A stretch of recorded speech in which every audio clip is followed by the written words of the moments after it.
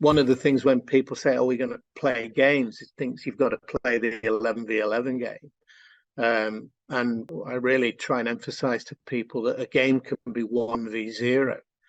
You make a game up on your own. You remember back to when you were little, you'd be making a game up with you against the wall, or you'd play, you'd be doing catching games. You play your left hand against your right and things like that. So Bradman's the perfect example of making a game up when he was the only one around. With him, a stump, a golf ball, and a water tank. That's a game. So you can create games as much as you can. And I think even if you're working one-on-one with a player, you turn it into a game rather than a technique session. So there are loads of ways. If you focus on creating it into a game, then one, it engages the players more and they want to beat the game. It's like challenge them to beat the game.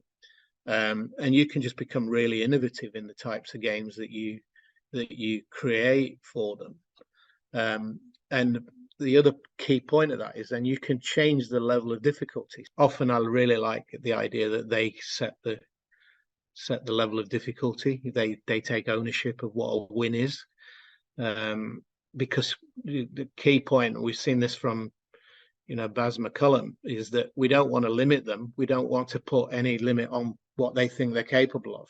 So if we tell them what a win is and they go, "Oh yeah, that's easy," or "I can't do that," let them choose it. And they don't. Sometimes they go far higher in terms of their capability than you think, and they think, and you think that they can do. It's a really nice part of coaching, I think, because it allows you to be inventive, and it allows you to look up what the current rate limiter, as we call it, is what's stopping them getting better at this moment in time. Can I make a game up to help solve that? And a lot of the games in the program have been tested based or been designed based on that need. They were designed to solve problems that we've seen with players, and how could we turn this into a game to overcome it? The importance of making sure that skills have context all the time, or the way that skills developed has context. And a really important part of that is trying to make the training as real as possible. And what I mean by that is that the perceptual information, what people see that they use to guide their actions, is realistic as possible. So as an example, if you face a bowling machine, the information that they use, or the machine that fires the ball out, obviously doesn't have a bowler attached to it. So you're using different information to guide your movements, and that results in different movements. So people think you can go on a machine and improve your technique, but you'll just get a bowling machine technique. You won't get a technique, and that changes the timing of the movements, of the backswing, the footwork, etc., etc. So there's a really good example, I think, of where we try and link perception and action, which is fundamental to the approach that we've used in this program. But also emphasizes why we really need to play games, because you only learn to pick bowlers by facing bowlers. And similarly for bowlers, you only learn to sort of work out what batsmen are doing from bowling at batsmen. So bowling at cones is not really very helpful.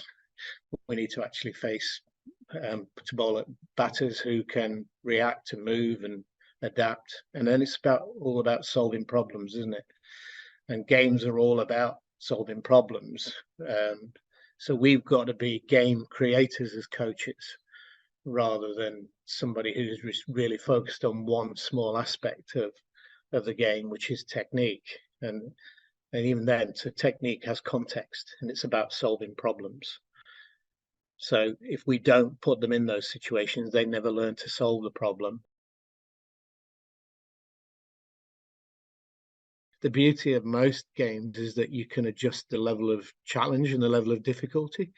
So if you think about some of the one-on-one sort of fielding games that we start off with, defend a goal of 1 meter wide, 10 meters apart. Well, that starts off really simple, and an elite player wouldn't find that too much of a challenge. But if we made it 25 meters apart and we made the goal 10 yards apart, 10 meters apart, and had them throwing it seriously hard, then there's a challenge, So it's still a one-on-one game.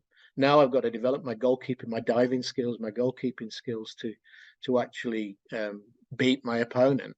Well, that can be for an international team. I think of catching from a short, sort of catching from a tennis racket hit. If you put the man in the box at short cover, but put a little hockey goal behind them and said, defend the hockey goal, and then we're going to hit tennis balls at you as hard as we possibly can. That's so realistic. You've got to defend the goal. That's like being in a short cover. Well, that's still a one-on-one game.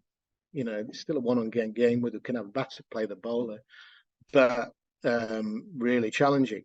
So it's going to be and really relevant to what they're going to do in the game as well. So I think a lot of our games, it's just up to the coach to match the level of difficulty or the level of challenge of the game to the players in front of you.